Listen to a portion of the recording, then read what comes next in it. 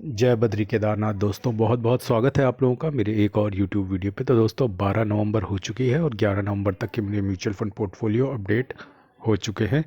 लेकिन उससे पहले आइए बात करते हैं अपने इंडिसेस के बारे में। तो आज बिहार चुनाव में जो कल एग्ज़िट पोल आए हैं उसके दम पर आज भारतीय शेयर बाज़ारों ने एक अच्छा मोमेंटम दिखाया। और अभी ये नतीजे नहीं आए, नतीजे तो ऑफ कोर्स 14 तारीख को आएंगे यानी शुक्रवार को। लेकिन फ़िलहाल जो एग्ज़िट पोल है, अधिकतर एग्ज़िट पोल यही दिखा रहे हैं कि एनडीए बिहार में दोबारा से सरकार बनाने जा रही है। और ये एक बूस्टर की तरह काम किया इसने आज शेयर बाज़ार में। और काफ़ी सारे जो संभावनाएं थी, अटकलें थी, उन पे विराम लगा और मार्केट ने आज एक अच्छा अप ट्रेंड दिखाया और अच्छा मोमेंटम के साथ वो ऊपर की तरफ बढ़ा। और ये अंदेशा कल से ही हो गया था, क्योंकि कल शाम को जब 6:30-7 बजे एग्ज़िट पोल आने शुरू हुए उसके बाद ही गिफ्ट निफ्टी में ज़बरदस्त उछाल आ गया था। और वो उछाल, वो मोमेंटम बरकरार रहा आज सुबह तक। और मार्केट में आज पूरा दिन कोई ख़ास कमज़ोरी नहीं हुई। बीच में थोड़ा सा प्रॉफिट बुकिंग हुई थी, लेकिन उसके बाद मार्केट स्ट्रेंथ टू स्ट्रेंथ आगे बढ़ता ही चला गया। और मेरे साथ भी आज काफ़ी अच्छे सरप्राइज़ हुए और काफ़ी अच्छा मुनाफा हुआ मेरा। और मुनाफा इन द सेंस, मुनाफा जो प्रॉफिट बुक किया, एक तरफ तो हमारा होता है म्यूचुअल फंड जहां हम कुछ भी बुक नहीं करते, और एक तरफ होता है हमारा ईटीएफ और शेयर्स जहां हम कुछ ना कुछ बुक करते रहते हैं। तो उसके बारे में मैं आपको आगे बताऊंगा। फ़िलहाल आज बात करते हैं निफ्टी 50 की। तो निफ्टी 50 जो है 0.70% की बढ़त के साथ, एक अच्छी बढ़त के साथ बंद हुआ है। वहीं मिड कैप 50 जो है 0.83% की बढ़त है। मिड कैप 100 0.79% की बढ़त है। और मिड कैप 150 0.77% की बढ़त है। तो मिड कैप शेयर्स में तो स्ट्रेंथ बरकरार है और साफ नज़र आ भी रही है। लेकिन स्मॉल कैप की हालत थोड़ी ठंडी थी। लेकिन आज स्मॉल कैप ने थोड़ा वापसी करी है। तो स्मॉल कैप 100 जो है 0.82% की बढ़त है। स्मॉल कैप 50 जो है 0.88 और स्मॉल कैप 250 जो है 0.74% की बढ़त के साथ बंद हुए हैं। तो आज अच्छा खासा हमारा पोर्टफोलियो बढ़ेगा। 0.7 टू 0.8% के आसपास पोर्टफोलियो में आज बढ़त आनी चाहिए। आइए बात कर लेते हैं हम अपने एफ आई डी आई के बायसल के डेटा की। तो कल मामूली सी सेलिंग थी एफ आई की 803 करोड़ की, जिसके अगेंस्ट 2100 करोड़ की बाइंग थी हमारे डी आई की। और काफ़ी सारी पॉजिटिव न्यूज़ भी आ रही हैं दोस्तों यूएस की तरफ से कि a separate trade deal is ready for India. India and Indians use to hate me but they will love me after this deal, ऐसा डोनाल्ड ट्रंप बोल रहे हैं। हालांकि मैं फिर से ये बात बोल रहा हूँ कि मैं अब इस चीज़ को इग्नोर कर चुका हूँ कि ट्रेड डील होगी या नहीं होगी। लेकिन मेरे इग्नोर कर देने से बाज़ार तो इग्नोर नहीं करेगा। तो बाज़ार अभी भी उन चीज़ों को भुनाता है। हालांकि अब रिएक्शन उतना शार्प नहीं होता है, क्योंकि अब बाज़ार में बैठे लोग भी परेशान हो चुके हैं। ठीक है, तो अब इतना रिएक्ट करना बंद कर दिया। बट ठीक है, एक पॉजिटिव मोमेंटम, एक पॉजिटिव ट्रेजेक्ट्री बन रही है कि दोनों ही देशों की तरफ से पॉजिटिव बयान आ रहे हैं कि अब कोई मीटिंग नहीं होगी। अब ना कोई उधर से इधर आएगा अमेरिका से इंडिया, ना कोई इंडिया से अमेरिका जाएगा। एक फाइनल प्रपोजल बनाकर दे दिया गया है यूएस को। अब यूएस के ऊपर है, ऐसा इंडियन अथॉरिटीज़ ने बोला है कि फ़ाइनल प्रपोजल बनाकर दे दिया है। अब कोई मीटिंग नहीं होगी, कोई इधर उधर नहीं घूमेगा। अब अगर उन्हें एक्सेप्ट करना है तो करें, और नहीं करना है तो ना करें। और देखते हैं उसके आगे अब क्या होता है। तो दोस्तों मैंने कुछ फ्लिपकार्ट के लिंक्स दिए हुए हैं। अगर आप अपनी मोबाइल स्क्रीन पर टैप करेंगे तो लेफ़्ट साइड बॉटम पर आपको दिखेंगे वो फ्लिपकार्ट के लिंक्स। वहाँ से आप कुछ भी शॉपिंग कर सकते हैं, जो भी आपका दिल करे। और मैं आपको यकीन दिलाता हूँ कि आपके शॉपिंग एक्सपीरियंस पे कोई भी इम्पैक्ट नहीं पड़ेगा। जो भी डील्स, जो भी ऑफ़र्स आपको फ्लिपकार्ट से मिलते हैं वो मेरे लिंक के थ्रू भी आपको मिलेंगे। तो अब आते हैं दोस्तों मुद्दे की बात पे। थे कि आज मैं आपसे बोल रहा था कि मेरा दिन बड़ा ही सुखद रहा, जिसकी मुझे सुबह उम्मीद बिल्कुल भी नहीं थी। एक हल्की सी उम्मीद ज़रूर थी कि आज कुछ हो सकता है, कुछ प्रॉफिट बुकिंग हो सकती है, क्योंकि एक गिफ्ट निफ्टी 200 150 पॉइंट का गैप अप दिखा रहा था। तो उतना तो हुआ नहीं, लेकिन धीरे धीरे मार्केट में एक पॉजिटिव मोमेंटम बना। और आज दोस्तों दो अच्छी चीज़ें हुई मेरे साथ जहां मुझे मुनाफा हुआ है। एक तो आई टी वीज़ ने अपना 5% का टारगेट आखिरकार हिट कर लिया। तो लगभग 10,15,000 रुपये मेरे उसमें इन्वेस्टेड थे। तो 550 रुपये 5% में इतना ही बनता है। अगर आपको ज़्यादा कमाना है आप 50,000 लगाइएगा। तो मैं तो 5% पे फोकस करता हूँ। तो लगभग 10,15,000 रुपये लगाए थे और 3 महीने के इंतज़ार के बाद 5% कमा लिए हैं। तो 3 महीने में 5% मतलब 12 महीने में 20%। हालांकि कुछ समय पैसा आइडल भी पड़ा रहता है, हर वक्त अपॉर्चुनिटी नहीं आती है, तो मैं मानता हूँ कि 12% भी निकल जाए तो बहुत है। लेकिन आईटीबीज़ में मैंने अपनी पहली इन्वेस्टमेंट 1 अगस्त को करी थी और आज लगभग 12 नवंबर है, तो लगभग 3 सवा 3 महीने में मैंने 5% प्रॉफिट कमा लिया है। जो भी एवरेज आउट करके मैं अपना खेल खेलता रहा महेश चंद्र कौशिक जी की ETF स्विंग स्ट्रेटजी से। और आज मेरा 10वां ETF बिक गया है। तो मैंने 16 मई से ये खेल शुरू किया था ETF स्विंग ट्रेडिंग का, और आज मेरा 10वां ETF बिक गया है। तो दोस्तों ये ETF स्विंग स्ट्रेटजी बहुत अच्छा काम कर रही है और लगातार मुझे इसमें प्रॉफिट होता जा रहा है 5% का। और काफ़ी लोग इसके बारे में जानना चाहते हैं, तो मैं इसके लिए एक सेपरेट वीडियो लाऊंगा। ठीक है दोस्तों, तो मैं इसके लिए सेपरेट वीडियो लाऊंगा, दिखाऊंगा। मैंने अपने पास एक एक्सेल भी बना रखा है कि कैसे कैसे मैंने बाय किया, कैसे कैसे मैंने सेल किया, किस किस दिन मैंने कितना कितना बाय किया, सब कुछ मैंने डेटा बना रखा है एक्सेल में। और कैसे कैसे मैंने एवरेजिंग करी और किस तरीके से कौन कौन सी ETF में मेरा 5% का प्रॉफिट हिट हुआ, वो सारा डेटा मैं आपको दिखाऊंगा। ठीक है, एक तो मुनाफा मेरा सुबह सुबह हो गया, ITBs सुबह सुबह तो नहीं, ITBs ड्यूरिंग द डे भागा IT इंडेक्स, और मेरा 5% का प्रॉफिट इसमें हिट हुआ। दूसरा, आज आपको पता है कि मैं बहुत समय से टाटा मोटर्स के शेयर होल्ड करके बैठा हूँ, लगभग 4-6 महीने तो हो गए हैं। तो आज Tata motor commercial vehicle list हुआ, तो उसमें आज जो 26% की बढ़त के साथ ऊपर चला गया। लेकिन क्योंकि लिस्टिंग इस तरीके से हुई थी कि जब डिमर्जर हुआ था उनका जो प्राइस था उस प्राइस के हिसाब से वो 26% ऊपर था, लेकिन जो मेरा बाइंग प्राइस था वहाँ से वो लगभग 12-14% ऊपर गया था। तो मैंने 12% प्रॉफिट में आज टाटा मोटर कमर्शियल व्हीकल में अपना प्रॉफिट बुक कर लिया। लगभग 3,500 रुपये करीब मेरा प्रॉफिट हुआ है उसमें, और 500 करीब उसमें हो गया IT में, तो 4,000 का प्रॉफिट हो गया। तो टाटा मोटर कमर्शियल व्हीकल की जो मेरी एवरेज प्राइस निकल कर आ रही थी, मेरी एवरेज प्राइस थी टाटा मोटर्स की 734 रुपये, जिसमें से 291 रुपीज़ जो है एलोकेट हुई थी टाटा मोटर कमर्शियल व्हीकल को, और 444 जो थी टाटा मोटर पैसेंजर व्हीकल को। तो 291 से आज 330 पे मैंने उसे बेचा, तो लगभग 11-12% का प्रॉफिट मैंने उसमें कमाया टाटा मोटर कमर्शियल व्हीकल में, और उसको मैंने साइड कर दिया प्रॉफिट बुक करके। अब बचा है टाटा मोटर पैसेंजर व्हीकल, जो अब काफ़ी नज़दीक है अपने प्रॉफिट के, तो वहाँ पे भी लगभग 8-10% कमाने का टारगेट है। तो टाटा मोटर पैसेंजर व्हीकल अभी भी बचा हुआ, लेकिन कमर्शियल व्हीकल से आज मैंने 12% प्रॉफिट बुक करके रुखसत ले लिया है। अब अगर ये पॉजिटिव मोमेंटम बरकरार रहता है और मार्केट यहाँ से ऑल टाइम हाई टच करता है, तो मेरे 1-2 ETF तो श्योरली तैयार हैं अपना 5% का टारगेट पूरा करने के लिए। बाकी दोस्तों, आज बाज़ार में क्या हुआ है देखिए, आज मुझे लगभग 7,654 रुपये का नोशनल गेन दिखा रहा है। मोतीलाल ओसवाल हेल्थ में आज 45 रुपये का गेन हुआ है। निफ्टी क्वालिटी ETF में 48, शरिया बीज में 122, डेवॉप बीज में 56, LPL 30 ETF में 58, FMCG ETF में 2 रुपये का नुकसान है। लो वोल्टाइल ETF में 48, फार्मा बेस 76 रुपये, एयरकॉन 97, टॉप 10 एड ETF 53, Tata motor commercial vehicle में इसको मैं बेच चुका हूँ आज। ITBs ये भी मैं बेच चुका हूँ, और जीनस पावर में 86 का लॉस है। HDFC कॉल ETF में 34 रुपये का गेन है। टाटा मोटर पैसेंजर व्हीकल में 523 रुपये का नुकसान। सेंसेक्स ETF में 43 रुपये का गेन है। इंडसइंड बैंक में 1,072 रुपये का गेन। तो आज इंडसइंड बैंक खूब ज़बरदस्त भागा, और इसकी वजह से मेरा ओवरऑल लॉस जो है कम होता हुआ नज़र आ रहा है।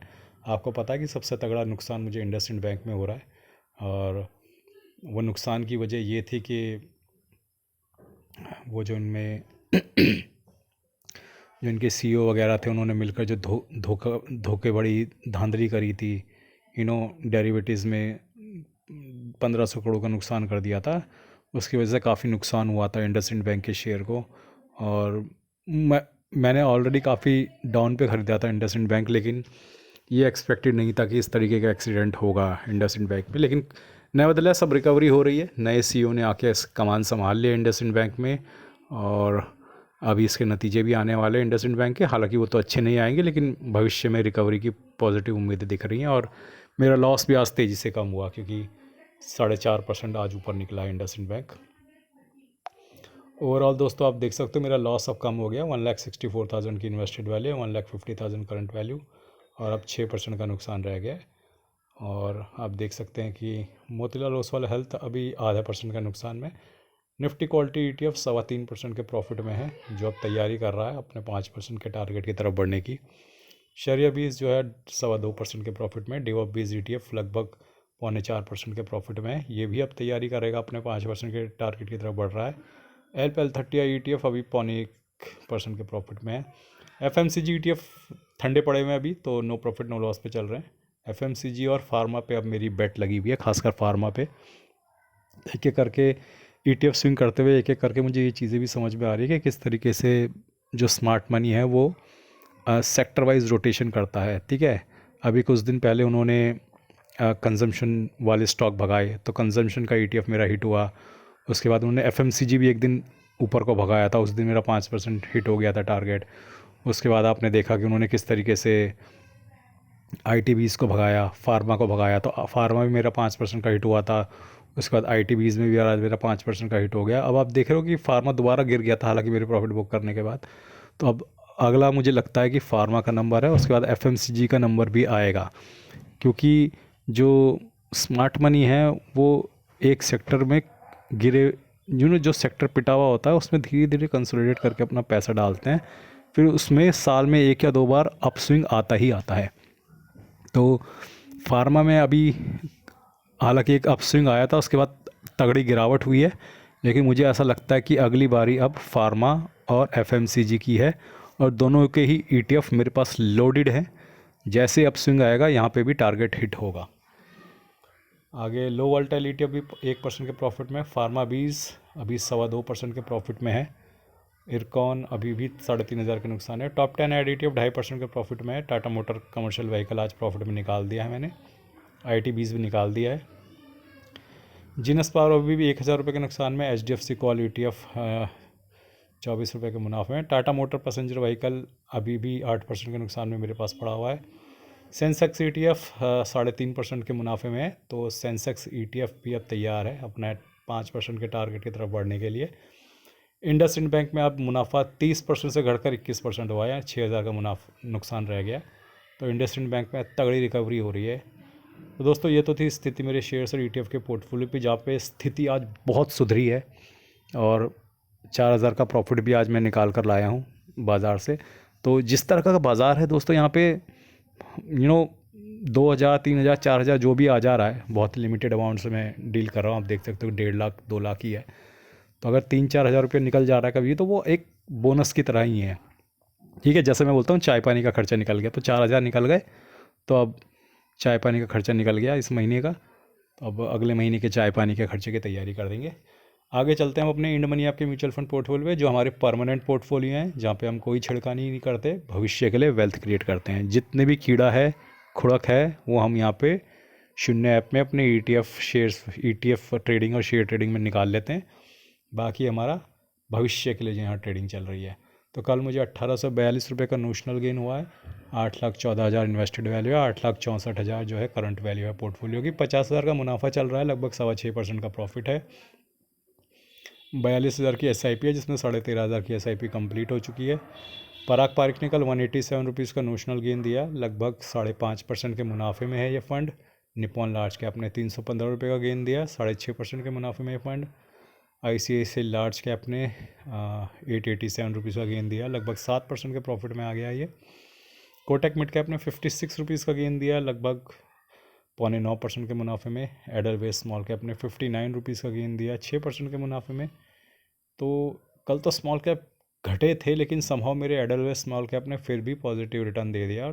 एडरवेज स्मॉल कैप अच्छा परफॉर्म कर रहा है, तो अब 6% के मुनाफे में है। इस साल ही जनवरी में मैंने यहाँ पे शुरू किया था, तो आज भी अच्छी बढ़त देखने को मिलेगी एडरवेज स्मॉल कैप में।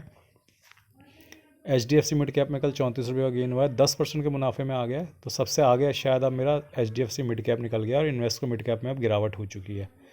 Bank of India small cap ने 58 रुपीज़ का लॉस दिया है, लगभग 5.25% के प्रॉफिट में ये फंड। एडरवेज मिड कैप ने कल 100 रुपये का गेन दिया, 9.5% के मुनाफे में। निपॉन मिड कैप ने कल 64 रुपये का गेन दिया, लगभग 9.5% के मुनाफे में। मोतीलाल मिड कैप ने कल 192 रुपीज़ का अच्छा गेन दिया, 5.5% के मुनाफे में। इन्वेस्को इंडिया मिड कैप लगभग पिछले 6 महीने से लीड कर रहा था इन्वेस्को इंडिया मिड कैप, और फाइनली उसने लीड जो है सरेंडर कर दी है कोटक मिड कैप को। तो 33 रुपये के नुकसान के साथ ये लगभग 10% के प्रॉफिट में है, लेकिन थोड़ा सा नीचे है कोटक मिड कैप से। बंधन लार्ज एंड मिड कैप ने भी 101 रुपये का गेन दिया, लगभग 9% के मुनाफे में। HSBC स्मॉल कैप ने 34 रुपये का गेन दिया, लगभग 4% के मुनाफे में। Invesco India large and mid ने 12 रुपये का लॉस दिया, लगभग 7.25% के मुनाफे में। कोटक स्मॉल कैप ने कल 90 रुपये का लॉस दिया, लगभग 3% के मुनाफे में। कैनरा रुबेको स्मॉल कैप ने 16 रुपये का गेन दिया, लगभग 5.25% के मुनाफे में। निपॉन स्मॉल कैप ने 3 रुपये का लॉस दिया, लगभग 5% के मुनाफे में। SBI स्मॉल कैप ने कल 22 रुपये का गेन दिया, लगभग 3.5% के मुनाफे में। JM फ्लेक्सी कैप ने कल 34 रुपये का गेन दिया, लगभग 3.25% के मुनाफे में। टाटा स्मॉल कैप ने 97 का लॉस दिया है और सिर्फ आधा % का मुनाफा रह गया टाटा स्मॉल कैप में। एक्सीडेंट लगातार जारी हैं, लगातार गिरावट हो रही है और तेज़ गिरावट हो रही है टाटा स्मॉल कैप के म्यूचुअल फंड में, लेकिन मैं अपनी पोजीशन फ़िलहाल होल्ड किए हुए हूँ यहाँ पे।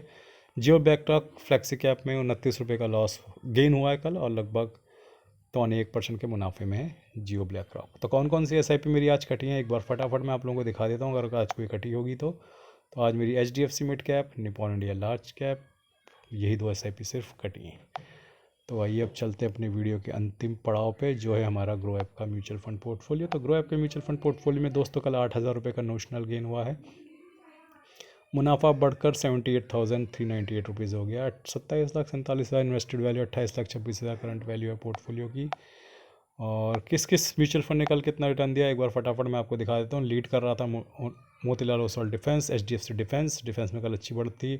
फिर मिड कैप के फंड्स आपको दिखाई देंगे, PSU के फंड आपको दिखाई देंगे।